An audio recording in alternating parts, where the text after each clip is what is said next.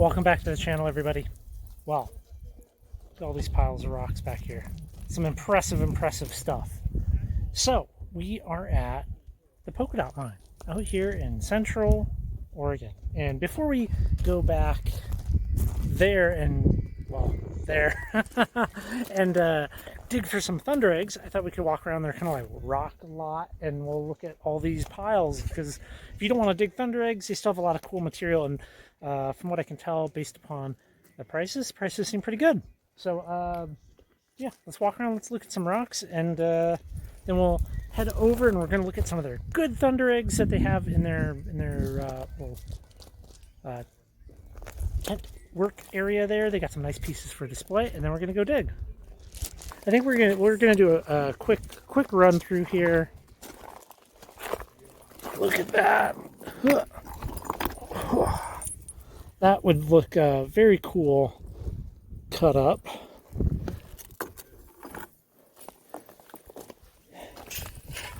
Lots and lots of stuff here. Like he's getting all tangled there. Oh. Some interesting stuff. I'm not familiar with that. That's neat looking.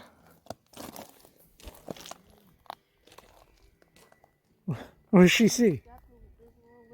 Oh. Got some Blue Mountain Picture Jasper. I'm not familiar with this stuff. It's very dark. Green. Yeah. The Cripple Creek Picture Jasper. This is something I am familiar with, and man, that's some nice blocks. Look at the picture that you could get out of that right there. That would be very cool. Here we go. Look at this piece, Sarah. Yeah, the sky, land. That would be an excellent piece to cut up there.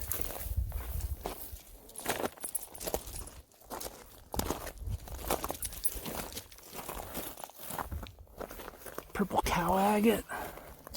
I'm not really familiar with this stuff, but I know I've seen some really pretty examples of it.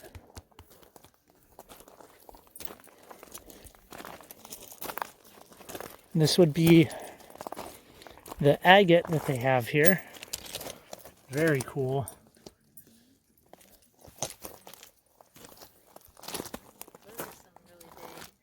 Yeah, they call their flame eggs, but you can kind of see these, what they look like.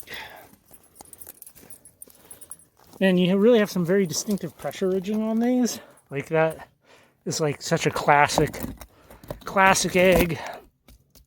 A little too big for me. But yeah, fun stuff. Some mixed obsidian here.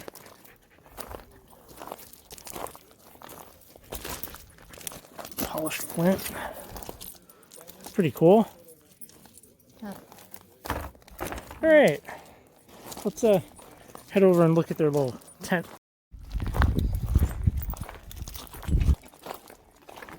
Familiar with these machines? Fabulous Richardsons. They do they'll cut some of the stuff here for you, but let's look at some of their really beautiful specimens here. Very cool stuff. Very different. Yeah. So that's kind of what I want to go for. A nice melon-sized piece that I can get a good clean cut on, just like that. Like some of these down here. That would be... That's the neat one. Yeah, I like that one. Yeah. The double. So that's kind of my preference. I mean, teach your own. I mean, look at that piece right there. Extremely cool stuff.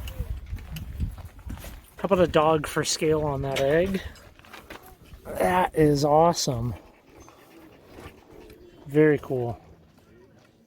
I don't think we need anything that size. That's a little too big. That's a little too big for me.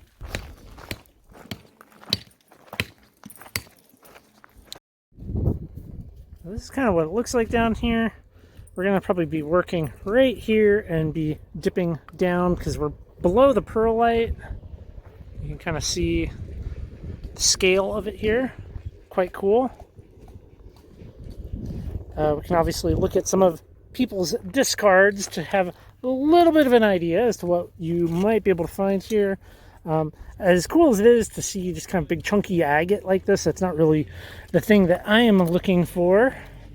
Or maybe even not so much these. We can kind of see here though some of the stuff that people have left up above these holes as they've started to work down. I'm not opposed to something of like that could be like face cut possibly. You know, I'm not super into definitely having both sides and having it be that book matched pair, but I can see some sticking out here. So all right, let's look at these. So thinking about scooping out some of this hole and maybe working on something like that since somebody's already kind of partially worked on it. I can see that there's also that guy there, and then maybe going down some. But yeah, I mean it's hard to not just like look at look at some of these here, you know. There's a whole pile up at the kind of main pit or area up there, main work area where somebody dug a bunch of eggs that were just too big for them to cut. So yeah, very cool. I think I got the tip of one poking out. I should probably say that it is July 7th, and it's perfect out. It's like 75, 80 or so, and partly overcast. So yeah, pretty much the perfect weather for hard work, digging. But let me show you real quick the what I think might be a good Thunderegg. It's already popping out here. Okay, so I'm thinking that maybe this might be good. We are below this perlite. We're down kind of in this like crumbly, I don't even know what you would call this, if that's like a dried out kind of clay layer. So I'm kind of thinking that might be that might be good. I don't know if this one's going to come out well. You can kind of see it's already split like in half there. But let's try it anyways. Well, unfortunately that just lifted out of there in two pieces, but that's quite cool. Well, about, it almost seems like that's an egg and that's another, like that was a double. So right there was where that one that was just like a half came out of.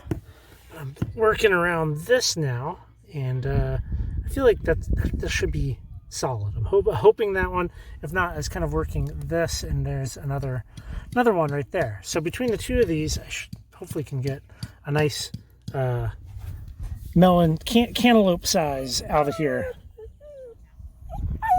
Yes, Leica? You gonna invade my hole? Kind of see in there.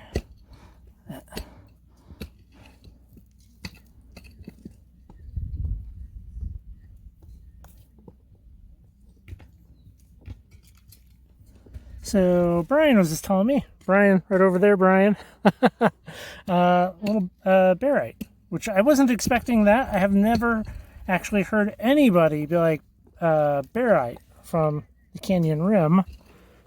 So I think these will look really cool under the microscope.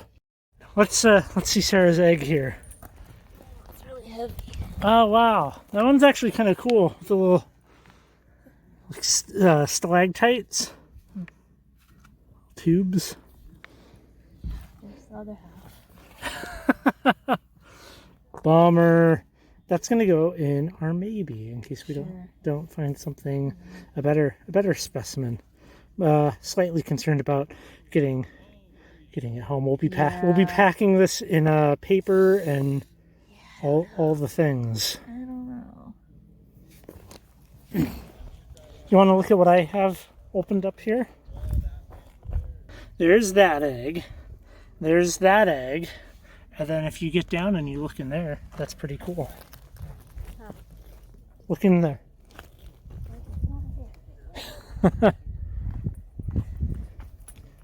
In here? In that, underneath that. Oh. No, right here. Oh, yeah, that is cool. That's too high. Yeah. But there's little pieces of barite. Huh. These? Alright, if you want to film. It's just rainwater. Alright, so this egg is wiggling. Oh! Oh! I don't know. Why? Why is it gonna be like that? I don't know here. I have a shovel. That one was mine. Looks nice right here. Yeah, I don't know. I might get some, I mean, if it was cut in that orientation there, it might be, Yeah. we'll see. Alright, just got this one out. I feel pretty good about the, that's just actually just picking up that right there, but I feel pretty good about this one. It doesn't appear to have any cracks, and it came out pretty solid. I feel like I might be a little done here with this hole. So it doesn't look like much, but this is all connected, right? So imagine an egg of kind of that scale, either in like a half or a plate or something, but this is all one thing. So yeah, that would be more than I would be capable of dealing with or want to pay for. The Thundereggs here are $2 a pound, and this is what we're looking at so far. This half here, this complete one, I don't know. This might be borderline. I got this, but generally out here you want to go bigger for interesting formations.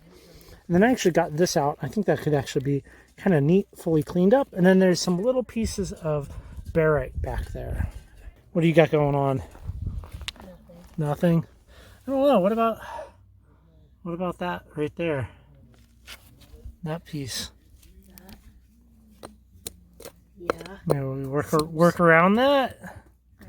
It'd be nice to get one more like whole one, or at least another cool half. I think would be good.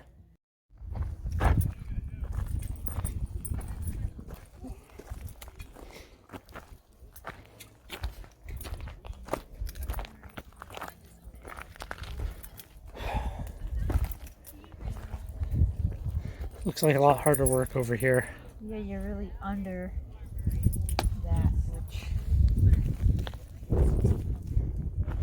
It's interesting to see the things that get left. You know, you see stuff like this and you're like, well, that anywhere else people would go crazy for, and heck, I would probably see that and take that and face cut it. Big one. Yeah. Well, let's look at this thing. Look at that. That's a whopper.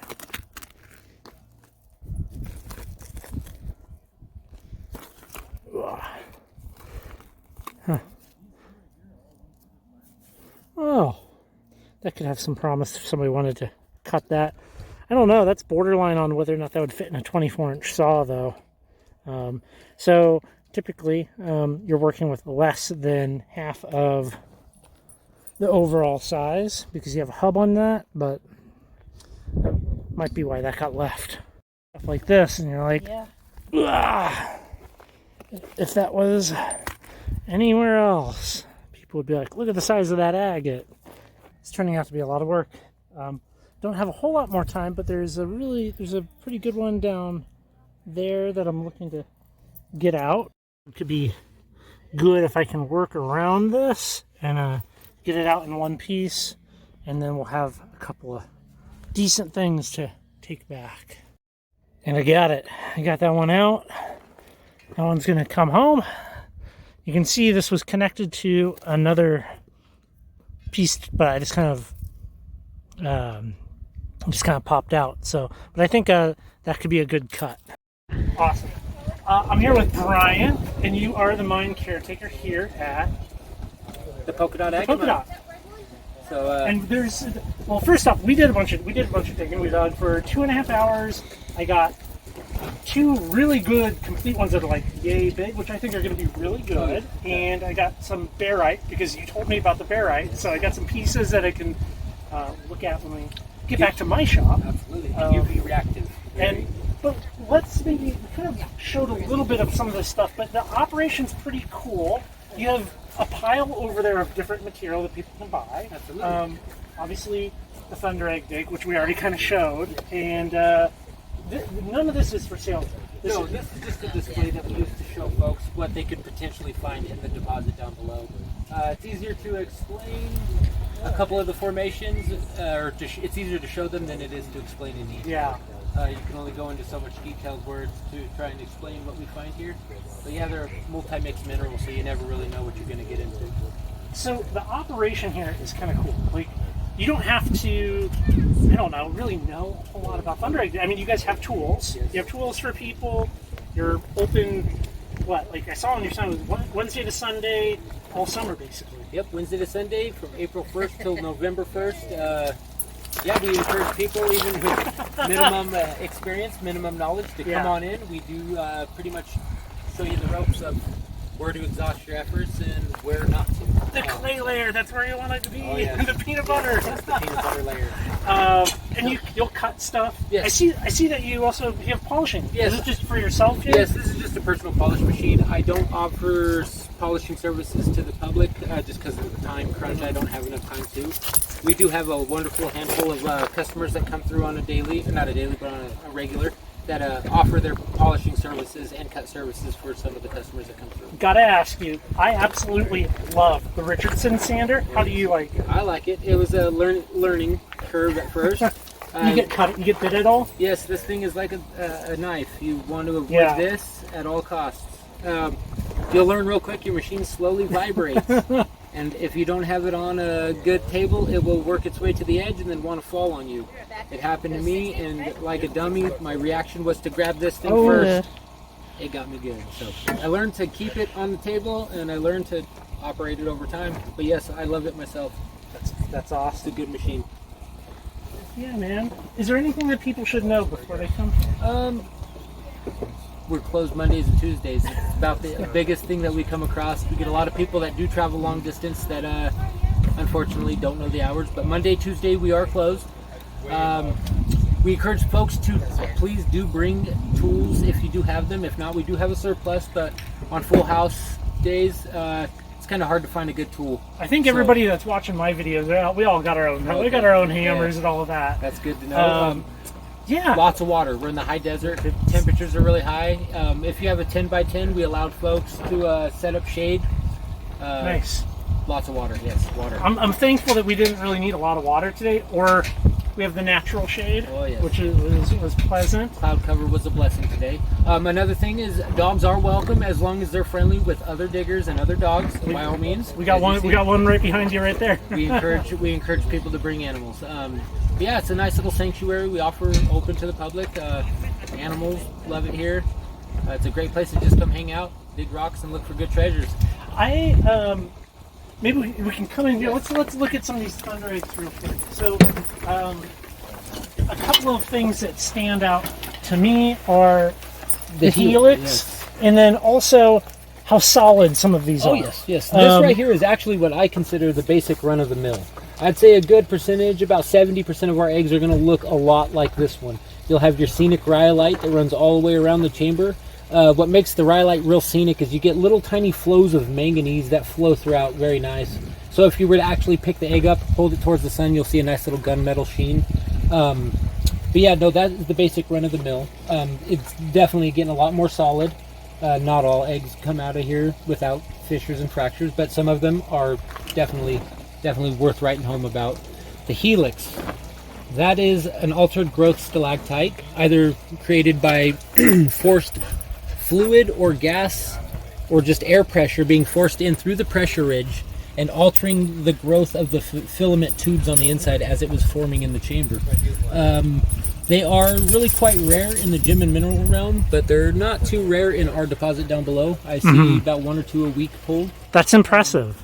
So yeah, we refer to this place as the dirt lottery because pretty much that is what they all look like on the outside. So, but these don't really contain a whole lot. The little knobs on... No, these little knobs are just little excess pockets of rhyolite on the outer chamber of the Thunderegg. But if you do look at each one of these little bubbles on this cut here, that's what is actually giving the scenic pattern of almost like a picture jasper or a rolling hill pattern right in that zone. So each one of those gray bubbles on the out part of this brown rind is one of these bubbles.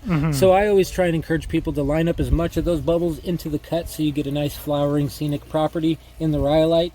But of course our eggs, the proper way to cut them is to always know where your top of pie is. Yeah. Just due to the fact that you may have stalactites in that egg, and last thing you'd want to do is go in for the kill shot sideways and take them all off. I've seen it, I've done it. It's not a good thing to do. That's not what you want, but I mean, it can be hard. It can be like when you're cutting a fully solid Thunderegg. You gotta. You never know. You can make the educated guess. Now I can show you a little bit of what I've learned over time. Is I have found that our eggs naturally have more of a gray top on the top, and the bottoms tend to be a lot more brown and bubbly. Okay. So it's a little something you don't necessarily see it when they're coated in the silica ash that you dig them out of, or the rhyolite, deteriorated rhyolite. But you definitely, once you pressure wash them off and clean them, you can see the color transition between the gray at the top, more brown and bubbly at the bottom.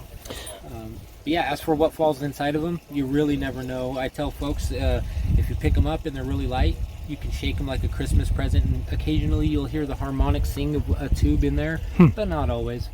I do want to point out, and this is something we kind of talked about a little bit earlier, so the pit right now, you can kind of see this perlite layer that, well, you saw earlier, it's kind of that dark black stuff, and we were working in that kind of thick peanut buttery clay that goes underneath it, and the eggs that are coming out currently are different than some of the stuff that people found years ago that was above the perlite and a little more fractured up. Absolutely, yes. I tell folks when they were first discovered, everyone was digging in the perlite layer, which I call the erosion zone. When you're in the erosion zone that is really close to the surface, you play factor for tree roots. Frost and freeze can potentially... Oh, absolutely. Yeah, I mean, if you're in that top 4 feet freeze thaw cycling, a lot of things that'll play factor into the fracturing of that. So this last year, I came in, I punched a new hole. We got down to the depth of a whole new layer that no one even really knew existed. And lo and behold, the peanut butter layer is where the really good eggs are lying, not the years prior. Very cool. I have high hopes for the eggs that I got, but yeah, I mean, beautiful stuff. And hey, man, thank you so much. All of the info for this place is going to be down below in the description box and up on the listing on the website, along with contact info and your guys' Facebook page and all of that. And probably Facebook's probably the best way to kind of stay up to date with what is happening out here. We're in the transition of getting everything updated. And so yes, by all means, the one that is the most active and the most up to date is the Facebook Polka Dot Agate Miners page. Awesome. So do stay tuned for upcoming events and all the fun stuff that we have available here.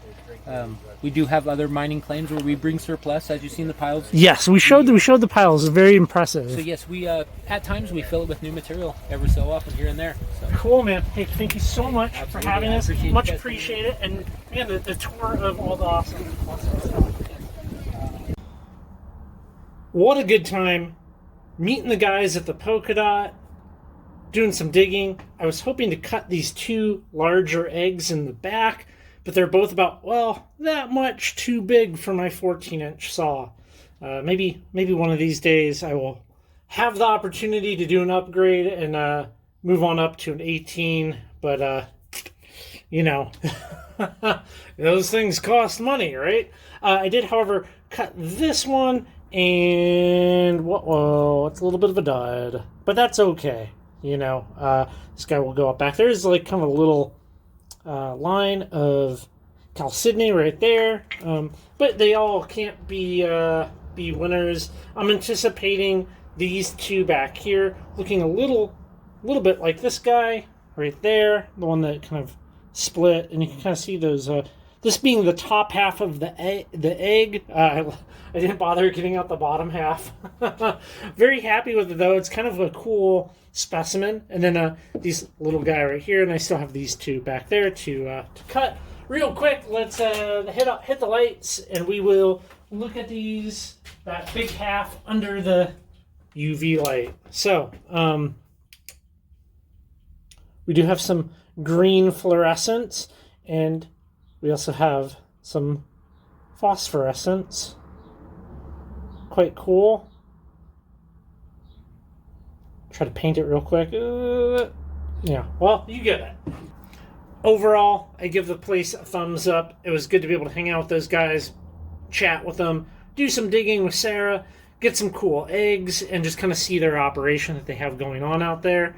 And yeah, lots and lots of material, lots of interesting stuff to see. So yeah, in the future, if you're watching this sometime down the line, go check out the website, currently rockhounding.com. Go to the location listing, and once I can get these things cut, I will have photos up on the website of what's going on inside them. All right, everybody. Y'all take care, and I will catch you in the next video.